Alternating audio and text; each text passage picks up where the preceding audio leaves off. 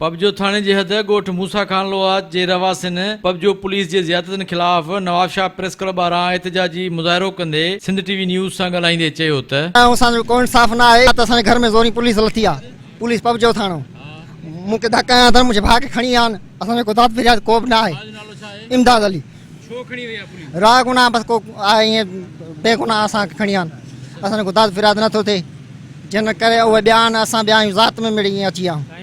सही मुंहिंजो नालो अल्लाह बख्श आहे। मां मौलावी जो पुटु आहियां। मूं ते जिसकाणियनि ज़बरदस्ती जेको आहे अटैक करायो आहे पुलिस जे तरफ़ खां। असांखे मुंहिंजे भाइरनि खे ॿधायो अथनि 15 तारीख़ खां वठी मुंहिंजा भाइर ॿधा पिया आहिनि थाणे में। उन खां पोइ वरी पबजो पुलिस साईं पबजो पुलिस उन्हनि खे खणी वई आहे। असांखे धमकियूं पियूं ॾियनि जेकॾहिं तव्हां असांखे साम न ॾींदव असां तव्हां ते हमिलो कंदासीं, तव्हांखे ॿधाईंदासीं। मुंहिंजे भाइरनि खे हुते धसे मारे कुटे ऐं मानी नथा खाइण ॾियनि। चवनि था हर मानीअ सां गॾु असांखे 20,000 रुपया पुॼायो पोइ तव्हां हिनखे मानी खाराइण ॾींदासीं। असांजो मसइलो इहो आहे त असां लोहा चयूं ज़ात जा ऐं यूनियन काउंसिल हबेरी में उते जेको आहे ॿिया रहवासी आहिनि जिसकाणी उन्हनि जी बांह खणी वियो आहे चुणियो। उहो आहे असुल में बेलाणी साइड जो।